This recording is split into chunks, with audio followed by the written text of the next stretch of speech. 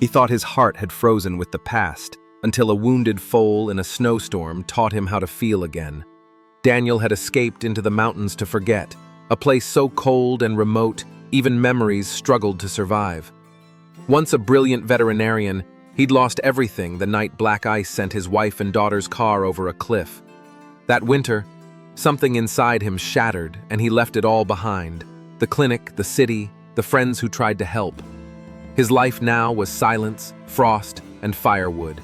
Until one evening, as the sky turned a violent gray and the wind screamed like a living thing, he heard it, a thump followed by a sharp cry. Not human, animal, and desperate. Against every instinct telling him to stay in, Daniel grabbed his coat and stepped into the blizzard.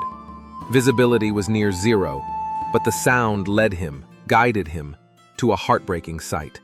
A young Mustang, barely able to stand, its front leg twisted unnaturally, lay half buried in snow. Standing over it was a larger horse, likely its mother, refusing to leave its side despite her own shaking legs. Daniel's breath caught. He hadn't touched a patient in years, but his hands knew what to do. He ran back, fetched ropes, old sled parts, and the dusty med kit from his storage trunk. It took hours, freezing, straining hours, to get them inside the neglected barn. The foal was unconscious by then, hypothermia setting in fast. The mare circled restlessly as Daniel wrapped the foal in blankets and rubbed warmth into its legs. He boiled water, made an electrolyte mash, injected antibiotics he wasn't sure were even effective anymore. That night he didn't sleep. He just sat by the foal, whispering, checking its breathing, and tending its leg. By dawn, she opened her eyes, and in that moment, something reopened in him too. He named her Hope.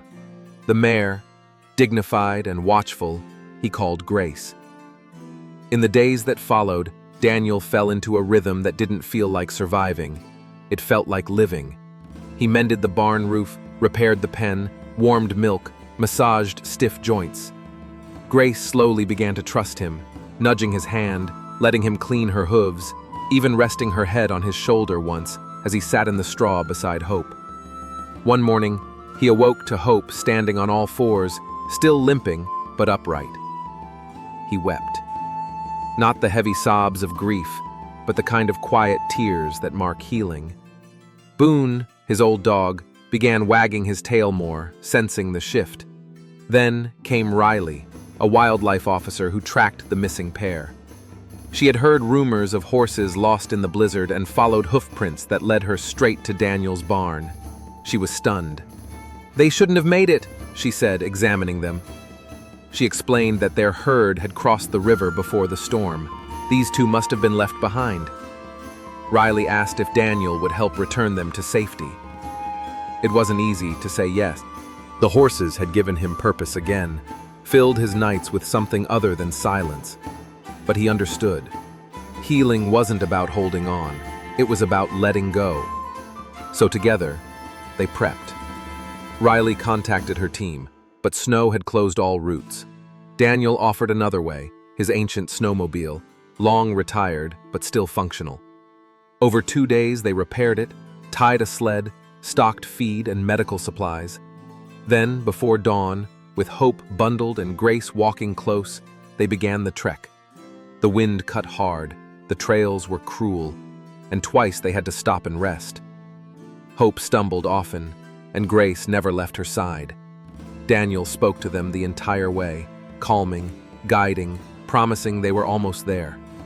One night, a sudden whiteout forced them into a rocky cave. Inside, the fire flickered as Daniel, Riley, Boone, Grace, and Hope huddled together. Riley whispered, "You saved them."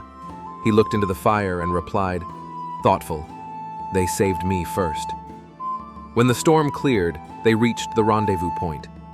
Volunteers helped lift the foal into the truck, and as the door closed, Hope turned her head and let out the softest whinny, directed at Daniel.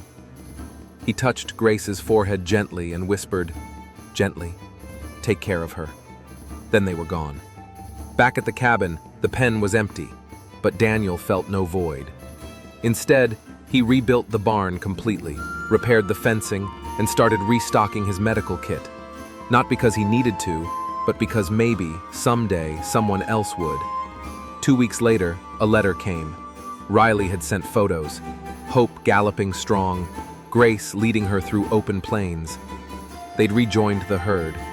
But more than that, she wrote, "If you ever want to work with rescues again, we could use someone like you." Daniel smiled, folded the letter, and placed it beside the only family photo he still kept. A month later, he rode out on horseback, Grace's old trail retraced, and joined Riley at the Wild Horse Sanctuary.